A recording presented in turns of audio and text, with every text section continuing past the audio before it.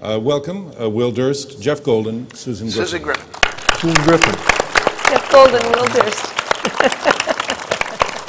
So, Susan, I'll start with you. Sometimes in this campaign, we feel that it's a battle between angels and the devil in some way. Yeah. And certainly it's presented by both sides as that kind of a almost apocalyptic conflict. I mean, do you see this in terms of wrestling the, I the do. angel of democracy? Yeah, I really do. I think, of course, there's the issue that seems to me most like that is this issue. Of course, there's all the things that John McCain seems to be dragging out of the basement. You're a socialist, you're a terrorist, these silly things.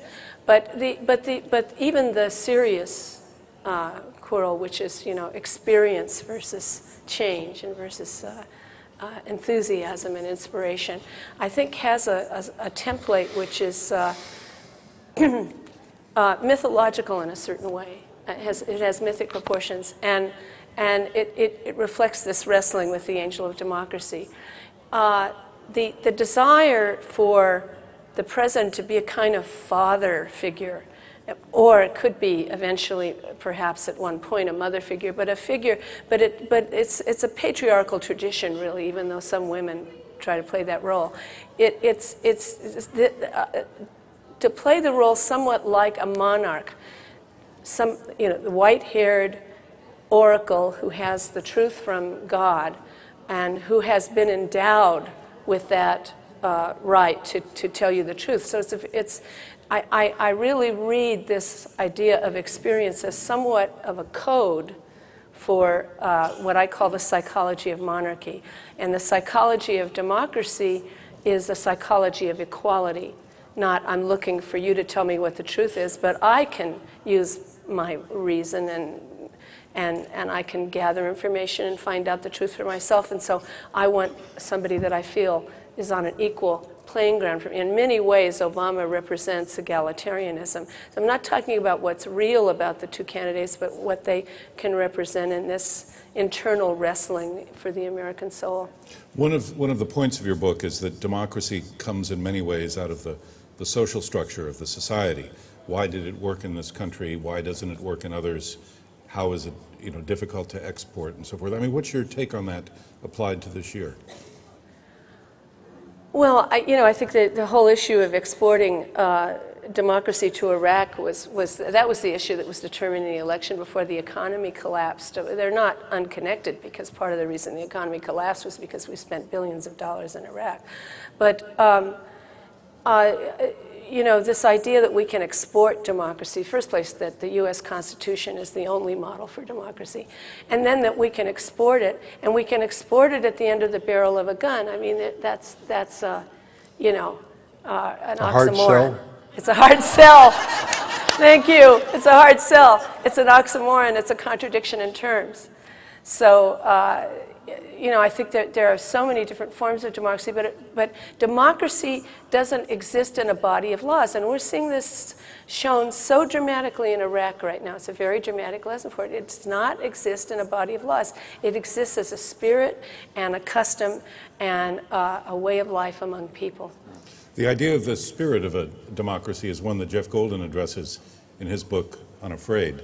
And I wonder if you could talk a bit about how you see what the transition in your character, JFK, meant to him and then the country after he survived the assassination. I mean, how that spirit evolved for him, as you imagined it. Let me answer that by playing off a little what Susan was saying when you talked about the patriarchal model, which could be a matriarchal model someday, but it's still a great person coming to save us, wise enough, honest enough, holy enough, whatever. And I'm so intrigued, just looking at my own thoughts and looking at others in the discussion, at our ambivalence or our mixed feelings about all that, because it seems to me that we, almost everybody in this room understands that no one person can dramatically change what's going on in this country or can overcome the power dynamics that exist today. And Obama has said it a number of times during the campaign. This is just the beginning. Well, part of what his argument has been is it's not a top-down model, it's sort of the people-up model. that he wants? You know, I think it's both, because we know why it is people up. We know why millions of us have to mobilize and stay mobilized for there to be any hope for change, and to put more pressure on our elected representatives than the current lobbyists do now. They're not all powerful, they're just more powerful and more persistent than we've been as citizens. And I do get tired of people saying, you know, I don't like the war, so I called my congressman and I marched one day. We're still in Iraq, so obviously the system doesn't work. Yeah. So we know that we have to achieve and rise, step up to a new kind of citizenship. I actually think that there's a real potential to do that. For the first time in many years, I've believed that. But I also think that we wouldn't be as mobilized, as energized, as widespread, as involved as we are right now, were it not for Barack Obama, were it not for that thread that says there's a great leader to inspire us and bring us together. So I really think there's a synergy coming from above and from below. But I do, when I get excited about anybody in politics, and I'm going to be voting for Senator Obama with more enthusiasm than I've cast a vote in a while, I'm struck by, for all my dedication to citizenship and getting us together and mobilized in a large enough number to make a difference, there is still a part of me that wants Dad to come in and take care of all this. Yeah.